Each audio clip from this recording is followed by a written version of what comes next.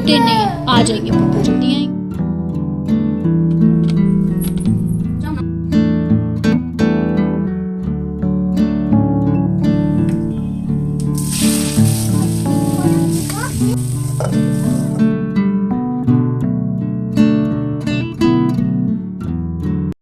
Hello everyone, Radhe Radhe, नमस्ते, प्रणाम, good morning. कैसे हो आप लोग? आई होप कि बहुत अच्छे होंगे, स्वस्थ होंगे, मस्त होंगे। Welcome back to my channel Aashi Rashi vlogs. मैं हूं रुचि।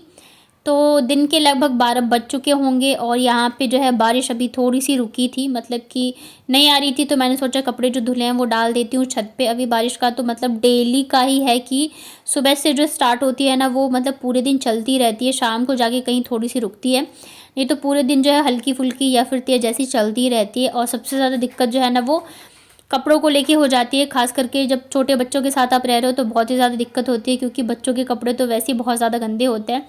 इधर मेरे भी काफ़ी सारे कपड़े हो गए थे। वैसे तो मैं सोचती हूँ कि चलो एक दिन एक करके धो लूँ, लेकिन बारिश ही नहीं रुकती है, तो फिर ऐसा लगता है धो के फ़ायदा ही क्या है। और फिर अंदर कितना भी आप सुखा लो ना, तो वो स्मेल जो है वो आती रहती है। बाहर जो धूप और हवा में सूखने की बात होती है वो अलग ही होती है, लेकिन अभी क्या ही कर सकते हैं, कोई ऑप्शन नहीं है, बारिश में ही सुखाना पड़ेगा। तो फिर यहाँ पे देखिए अभी भी जो ये डोरी टंगी हुई है ना, उस पर पानी जमा हुआ था, तो फिर मैंने उसे झटक के फिर कपड़े डाले थे। मुझे बस ये था कि चलो थोड़े सा तो मतलब ये हो जाए कि पानी ना रहे, क्योंकि कमरे में सुखाओ ना फिर पानी टपकता है। तो बच्चे हैं, अभी इनकी 3 दिन की छुट्टियाँ पड़ गई है, तो और भी ज़्यादा मतलब दिक्कत है। तो इस वजह से यहाँ पे ढेर सारे कपड़े हो गए थे। कई ऐसे कपड़े हैं ना जो कि मतलब मैं धोना नहीं चाहती हूँ, क्योंकि फिर धोने के बाद सुखाने की बड़ी दिक्कत हो जाती है। ये जो पर्दा है ना, ये मैंने मुझे लग रहा है काफ़ी दिन हो गए कि उतार के मैंने रखा था धोने के लिए, लेकिन मैं इसी वजह से नहीं धो रही थी, क्योंकि सुखाने के लिए जगह नहीं रहती है। बारिश की वजह से अंदर ही कमरे में सुखाना पड़ता है। फिर ये ऐसी चीज़ें हैं कि चलो अब थोड़े दिन बाद भी धोगे तो चल जाएगा। बाकी जो डेली वेयर के कपड़े होते हैं ना, वो तो आपको मतलब धोने ही धोने पड़ते हैं, चाहे आप जैसे भी धो और सुखाओ। और जब साड़ियाँ पहनो ना, तब थोड़े ज़्यादा ही कपड़े हो जाते हैं। सूट वगैरह में फिर भी इतनी ज़्यादा नहीं पता चलते रहते हैं। तो ये वाली अभी जो बेडशीट मैंने चेंज करी है ना, तो वो भी मैंने नहीं धोई थी, क्योंकि फिर अभी आज काफ़ी सारी इधर हो गए कपड़े, तो सूखने में ना फिर दिक्कत हो जाती। बच्चों की छुट्टियां चल रही है, तो मतलब बच्चों ने मेरी हालत ख़राब करके रखी हुई है। एक तो मतलब तबीयत मेरी भी थोड़ी सी सही नहीं लग रही है, मौसम चेंज हो रहा है ना, तो वायरल जो है सबको ही मतलब लग ही रहा है। और फिर ये रहता है काम भी है, बारिश में भी कभी कभी जाना पड़ता है, बहुत सारी चीज़ें हो जाती है। तो इस चक्कर में जो मुझे भी ऐसा लग रहा है कि मतलब अंदर से फील होता है ना कि सर्दी जुकाम के जैसे, तो वैसे ही सर भारी और मतलब बहुत सारी चीज़ें जो सिम्टम्स होते हैं ना वैसे ही लग रहे हैं। लेकिन फिर भी जो घर के काम होते हैं ना, वो कभी नहीं रुकते हैं, चाहे हम बीमार हो चाहे कुछ भी हो, ये सारी चीज़ें जो है वो चलती ही रहती है। खास करके तब जब आप अकेले हो और बच्चों के साथ हो। फैमिली के साथ भी रहती हो तब भी आप ऐसा नहीं है कि आप फुल रेस्ट कर सकते हो, काम तो आपको तब भी करना ही करना पड़ता है। रेस्ट जो है वो सिर्फ मायके में ही मिलता है, चाहे आप बीमार हो या वैसे भी जाओ तो यहाँ पे ना आज मैंने सब्ज़ी नहीं बनाई थी, मैंने आज सब्ज़ी मंगवाई थी बाहर से, और यहाँ पे मैंने रोटी बनाई थी। अपने हाथ का खा खा के ना कभी कभी बोर हो जाती हूँ सच में। और आज मेरा मन भी नहीं कर रहा था, तबीयत सही नहीं थी, तो इस वजह से फिर मैंने सब्ज़ी ऑर्डर करी थी। रोटी वगैरह मैं खुद ही बना लेती हूँ, इतना टाइम नहीं लगता है, तो कोई मतलब नहीं बनता रोटी मंगवाने का। तो बस यहाँ पे फटाफट से मैंने रोटियाँ सेक ली थी, इतनी देर में सब्ज़ी भी आ गई थी, और ये प्याज वगैरह भी देते हैं। तो बस ये रही, मैंने शाही पनीर मंगवाई थी और रोटी सैलेड। तो बस यही आज का हमारा लंच। और थोड़ा सा जो स्वाद है ना वो चेंज हो जाता है। अपने हाथ का कुछ भी अच्छा बना लो ना, तो वो रेगुलर खा खा के ना एकदम बोर हो जाते हैं। और मतलब मैं अपने घर जाती हूँ ना, सबसे अच्छा मुझे ये लगता है कि मम्मी के हाथ का खाना मिल जाता है। अदरवाइज़ आप ससुराल भी जाते हो तब भी आपको खाना तो बनाना ही पड़ता है, मतलब खुद को भी अच्छा नहीं लगता है कि आप बैठे रहो और आपसे बड़े जो है वो काम करें। तो इस वजह से तो उसके बाद फिर ये है शाम का, यहाँ पे पानी आ रहा था, तो मैं लग गई थी बर्तन धोने में। बर्तन वगैरह धोना मैं बहुत ही कम दिखाती हूँ, बट फिर मुझे लगा लोग ऐसे ना सोचने लग जाए, मतलब बाकी जो हैं मुझसे जुड़े हुए काफ़ी टाइम से, उन्हें तो फिर उन्हें लगता है कि पता नहीं शायद मैं ऐसा नहीं लगे कि मैंने मेड ही लगा रखा हो। तो बर्तन मैं यहीं पे धोती हूँ शाम के टाइम, मतलब जब पानी आता है तभी। क्या हुआ?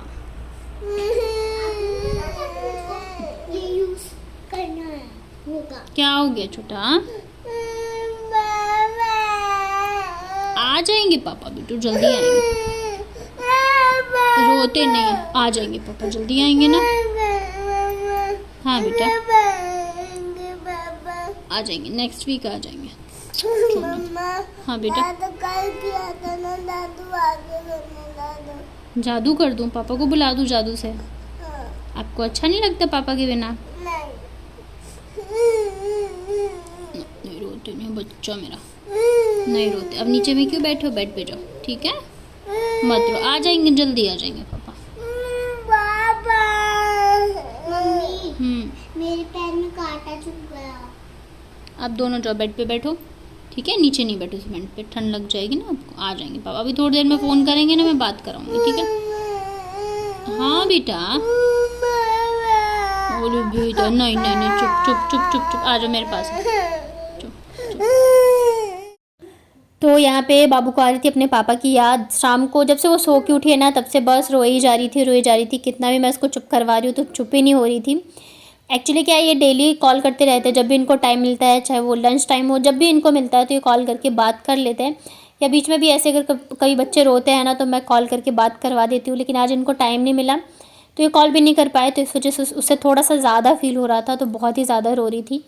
सारी चीज़ें तो ठीक है, मैं अकेले मैनेज कर लेती हूँ, घर के काम हो, बच्चे हों, बाहर हो, सारी चीज़ें। लेकिन कभी कभी बच्चों को संभालना मुश्किल हो जाता है, ख़ास करके जब ऐसे वो रो रहे होते हैं तो उन्हें समझाना, क्योंकि अभी बहुत ही छोटे हैं, तो बहुत ज़्यादा मेरे लिए भी वो टाइम जो है वो टफ़ होता है। तो फिर बहुत ही मुश्किल से उसको मैंने समझाया, तब जाके फिर वो शांत हुई। फिर मैंने इन्हें मैसेज कर दिया था कि जब भी फ्री हो तो कॉल कर लेना, क्योंकि बाबू रो रही है। वैसे तो ये लोग ना पूरे दिन वॉइस मैसेज भेजते रहते हैं पापा को। उसके बाद यहाँ पे शाम का टाइम हो गया था, तो फिर मैंने दिए वगैरह लगा दिए थे, पूजा कर ली थी। और डेली भगवान जी से बस इतना ही बोलती हूँ कि बस हिम्मत जो है मेरी वो बनाए रखना, कभी टूटने ना पाए बस। क्योंकि मुझे ऐसा लगता है ना कि इंसानों के सामने अपनी तकलीफ़ बताने से, रोने से या किसी भी चीज़ से कोई फ़ायदा नहीं है। भगवान के सामने अगर आप बोलते हो ना, तो थोड़ा सा मन जो है वो शांत हो जाता है। लेकिन अगर आप किसी और के सामने ये चीज़ बोलते हो ना, तो ये मन में हमेशा डर रहता है, पता नहीं कौन किसका कब कैसा मतलब निकाल ले, वो चीज़ हो जाती है। तो इस वजह से जब भी आप परेशान हो ना, मन में बहुत सारी चीज़ें चल रही हो, उलझने हो, तो आप जिन भी भगवान को मानते हो उनके सामने जाके हाथ जोड़ के सारी चीज़ें अपने मन की बोल दो, और ज़रूर से वो चीज़ें जो है उसका कुछ ना कुछ आपको सॉल्यूशन मिल जाएगा, या कहीं ना कहीं से आपको जवाब मिल जाएगा। मेरे साथ तो ये होता है, जब मैं बहुत ज़्यादा परेशान होती हूँ तो मैं हमेशा यही करती हूँ। खास करके जब मैं शाम की पूजा करती हूँ ना, तब पूजा के बाद में हाथ जोड़ के सारी चीज़ें जो भी मेरे मन में होती है मैं बोल देती हूँ हनुमान जी से, और फिर मुझे बहुत ज़्यादा शांति मिलती है, सुकून मिलता है। आप लोग भी ऐसे करते हो तो मुझे बताइएगा कमेंट में, और नहीं करते हो तो आप करके देखना, बहुत ज़्यादा आपको सुकून मिलने वाला है। कोशिश करिए इंसानों से कम ही अटैचमेंट हो तो ज़्यादा अच्छा है। उसके बाद फिर यहाँ पे बच्चों को शाम को ना मैंने सोचा नाशपाती दे देती हूँ, तो फिर पहले मैंने 2 लिए थे कि दोनों को दे दूँगी, लेकिन बाबू ना आजकल थोड़ा कम ही खाना पसंद करिए, अभी रेगुलर खाने लग गए नहीं हो, इस वजह से। तो फिर उसके बाद फिर टाइम हो गया था डिनर का, तो डिनर में आज एक नई चीज़ मैं ट्राई कर रही हूँ। मतलब मेरे खुद ही मन में आया कि मैं ऐसे बना के देखती हूँ कैसी बनती है, बट बहुत ज़्यादा टेस्टी बनी थी। तो आज मैं आपके साथ ये वाली रेसिपी शेयर कर रही हूँ। फर्स्ट टाइम मैंने खुद भी ट्राई किया था, तो आपके साथ भी मैं शेयर कर रही हूँ। तो यहाँ पे मैंने आलू को ना, जो एकदम हमारे इधर पकौड़े ऐसे बनाते तरुआ, तो वैसे पतला पतला मैंने काट लिया था, और इसे मैंने जीरे में ना, तेल में जीरे का तड़का लगाया, और आलू को यहाँ पे नमक और हल्दी डाल के मैं अच्छे से फ्राई कर लूँगी। मतलब कि थोड़ा सा गोल्डन ब्राउन ये हो जाए, तब तक इसको हमें फ्राई करना है। तो आप थोड़ा सा ढक के भी फ्राई कर सकते हो, हमें पूरा इसको नहीं कुक करना है, मतलब 50% पक जाए इतना ही हमें इसे पकाना है। कभी कभी ना, मतलब ना तो सब्जियां खाने का मन करता रहता है, कुछ भी ऐसा मन नहीं करता, मन करता है काश कोई हो कि बना के खिला दे। ख़ास करके तब जब आपकी मतलब तबीयत जो है वो सही नहीं चल रही होती है, तब ऐसा मन करता है ना कि नहीं भाई आज कोई होना चाहिए कि 1 कप चाय ही बना के पिला दे। लेकिन ये हम लेडीज़ों के लिए बहुत बड़ी बात होती है कि हमारे पास कोई ऐसा हो। तो यहाँ पे आलू देखिए फ्राई हो चुके हैं, तो मैं इसे निकाल लेती हूँ, और इसी में जो तेल बच जाएगा ना, तो इसी में मैं बाकी की सब मतलब मसाले वगैरह जो है वो बनाने वाली हूँ।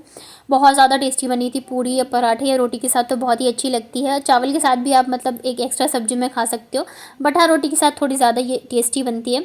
बच्चों के लिए मैंने सेवई बनाई थी, डेली इनकी फरमाइश रहती है खीर खीर खीर, तो फिर मैं सेवई बना देती हूँ। डेली खीर तो मतलब नहीं बना सकती हूँ, तो इस वजह से मैं फिर सेवई बना देती हूँ। बाबू उसको भी खीर ही समझ के मतलब खा लेती है, उसे पसंद है। तो फिर सेम कढ़ाई में मैंने अदरक और लहसुन का यहाँ पे तड़का लगाया। लहसुन थोड़ा हम अच्छे से भून लेते हैं। उसके बाद यहाँ पे मैं डाल रही हूँ प्याज एक, तो इसे भी मैंने एकदम मोटा मोटा कट कर लिया है। और प्याज को ना हम एकदम गुलाबी होने तक पका लेंगे, हमें इसे गलाना नहीं है सब्जी में जैसे हम डालते हैं वैसे, बस इसे थोड़ा सा हमें फ्राई करना है ताकि जो इसका कच्चापन है ना वो चला जाए। और उसके बाद जाके फिर मैं इसमें डालूँगी मसाले वगैरह, तो वही जो नॉर्मल मसाले हम सब्जियों में डालते हैं वही डालने वाले हैं। हल्दी पाउडर, धनिया पाउडर, थोड़ी सी मैंने इसमें लाल मिर्च डाली थी पाउडर, और धनिया पाउडर में ही मेरे सारे मसाले होते हैं तो मैं अलग से नहीं डालती हूँ। बस इसमें मैंने चिकन मसाला पाउडर डाला था। इससे ना इस वाली सब्ज़ी का टेस्ट जो है बहुत ही अच्छा आ जाता है। तो यहाँ पे देखिए मसाले मैं अक्सर जो है घोल कर ही यूज़ करती हूँ। तो मसाले मैंने डाल दिए हैं। मसाले जब भुन गए थे तो यहाँ पे मैं डाल दूँगी एक टमाटर। टमाटर भी मैंने मोटा मोटा ही काट करके लिया है। नमक मैंने मसाले में ही डाल दिया था। टमाटर को भी हमें गलाना नहीं है, बस हल्का सा फ्राई कर लेना है सब्जियों के साथ में। और उसके बाद जो हमने आलू फ्राई करके रखे हैं ना, उसे हम इसमें डाल देंगे। ये देखिए यहाँ पे आलू जो मैंने फ्राई करके रखे थे उसे भी मैंने डाल दिया है। और बस इन सबको हम अच्छे से कर देते हैं मिक्स। आलू जो हमारे अभी पके हुए नहीं हैं, ओनली 50% ही पके हुए हैं। तो अब जो है ना सारे मसाले मतलब मसालों के साथ में आलू टमाटर प्याज सारे एक साथ ही पक जाएंगे और इस सब्ज़ी का टेस्ट भी बहुत ही अच्छा आने वाला है। आप ट्राई करके देखना कभी, जब ऐसे होता है ना समझ में नहीं आता रहती क्या सब्ज़ी बनाओ, तो आप ट्राई करना। तो बस यहाँ पे ढक देते हैं। मैंने पानी नहीं डाला था क्योंकि प्याज और टमाटर जो अपना पानी छोड़ेगा तो उससे ही आलू जो है वो पक जाएंगे। और ये देखिए हमारे डिनर की थाली जो है वो बनके है रेडी। सेवई बनाई थी बच्चों के लिए और ये मेरे लिए रोटी और सब्ज़ी।